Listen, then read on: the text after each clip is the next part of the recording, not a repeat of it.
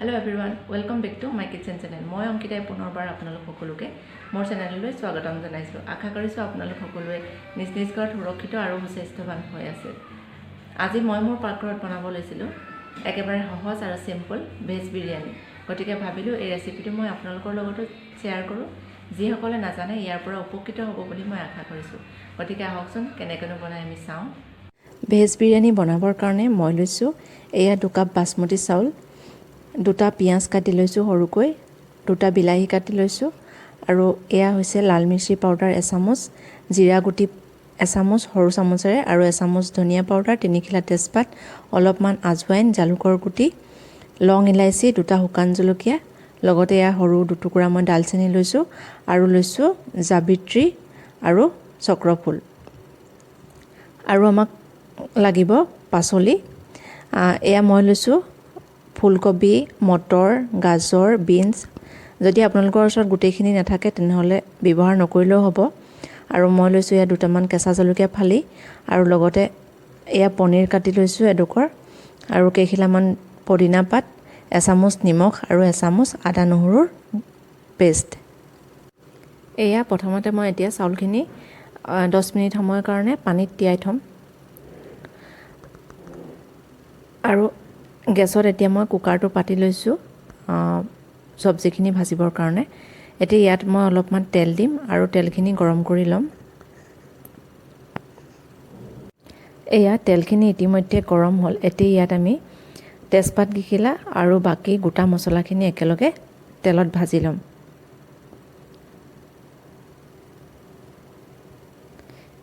এইখিনি ইতিমধ্যে হিজিলে এতিয়া ইয়াত আমি কাটি লোৱা পিয়াজখিনি দিম আৰু এই পিয়াজখিনিও আমি মছলাখিনিৰ লগত ভালদৰে মিক্স কৰি 5 মিনিটৰ কাৰণে ভাজি লম পিয়াজখিনি ভাজোতে লৰাই থাকিব যাতে দেই নাযায়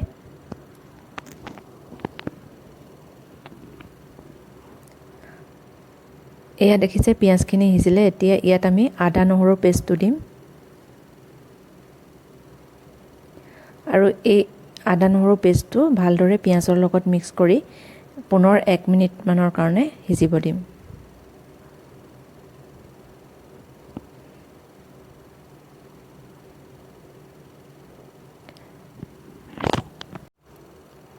আদা নহৰুখিনি পিয়াজৰ লগত ভালদৰে মিক্স হৈ গ'ল এতিয়া ইয়াত আমি কাটি লোৱা বিলাহীখিনি দিম আৰু এই বিলাহীখিনিও পুনৰ পিয়াজৰ লগত 5 মিনিটৰ কাৰণে ভাজি লম এয়া ইতিমধ্যে আমাৰ বিলাহীখিনি হিজিলে এতিয়া ইয়াত আমি কাটি থোৱা পাচলিখিনি আৰু পনীৰখিনি একেলগে দি দিম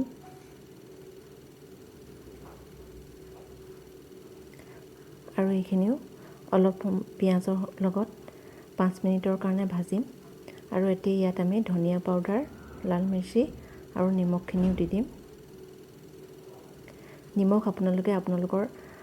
চাউল আৰু সবজিৰ আন্দাজ মতে দিব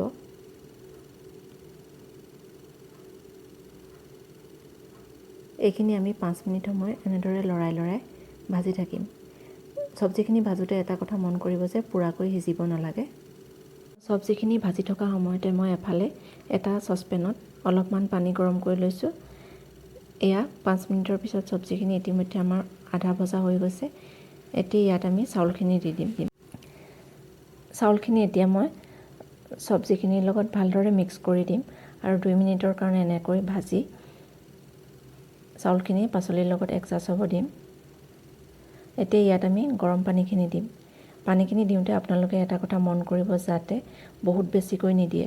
কিয়নো চাউলখিনি আমি অলৰেডি তিয়াই লৈছিলোঁ অলপ সময়ৰ কাৰণে পানী আমি জাষ্ট চাউলখিনি ডুব যোৱাকৈ দিলেই হ'ল এতিয়া ইয়াত আমি নিমখ হৈছে নে নাই টেষ্ট কৰিবৰ কাৰণে মই অকমান চামুচ এখনত অকনমান লৈ টেষ্ট কৰি চাম আৰু যদি কম হোৱা যেন পাওঁ তেনেহলে আৰু অলপ এড কৰি দিম নিমখ আপোনালোকেও এনেকুৱা কৰিব পাৰে এবাৰ টেষ্ট কৰি চাব নিমখ বেছি হৈছে নে কম হৈছে আৰু এইখিনি এতিয়া মই ঢাকন লগাই এটা হুইসেল দিয়ালৈকে হিজাম এইখিনি হিজাওঁতে আপোনালোকে গেছটো সদায় মিডিয়াম ফ্লেমত ৰাখিব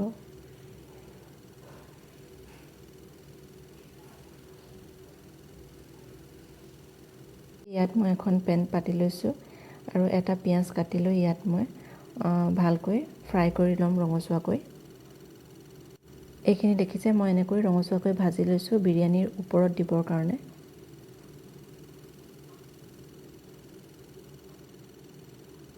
এয়া কুকাৰত ইতিমধ্যে এটা হুইচেল দিলে। এতিয়া আমি গেছটো অফ কৰি থ'ম। কুকাৰৰ প্ৰেছাৰটো যোৱাৰ পিছত এইটো আমি খুলি লৈ এইখিনি উখনিয়াই দিম অলপমান।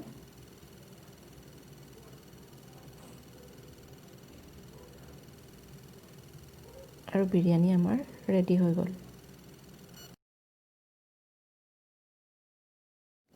এয়া আমাৰ ৰেষ্টুৰেণ্ট ষ্টাইলৰ গৰম গৰম বিৰিয়ানী ৰেডি হৈ গ'ল। এতিয়া ইয়াৰ ওপৰত আমি ভাজি লোৱা পিঁয়াজখিনি অলপমান এনেদৰে দি দিম। আপোনালোকে আজিৰ মোৰ এই ভিডিঅ'টি চাই কেনে পালে কমেণ্টৰ জৰিয়তে জনাবলৈ নাপাহৰিব আৰু প্লিজ মোৰ চেনেলটো লাইক, শ্বেয়াৰ আৰু ছাবস্ক্ৰাইব কৰিবলৈ নাপাহৰিব। লগতে ওচৰতে থকা বেল আইকনটো দবাই দিব যাতে আহিবলগীয়া ভিডিঅ'সমূহৰ ন'টিফিকেশ্যনসমূহ আপোনালোকে পাই থাকে। আৰু আপোনালোকেও ঘৰত এবাৰ নিশ্চয় ট্ৰাই কৰি চাব আৰু খাবলৈ কেনেকুৱা হ'ল মোক জনাবলৈ নাপাহৰিব। গতিকে আজিলৈ আহোঁ, নমস্কাৰ।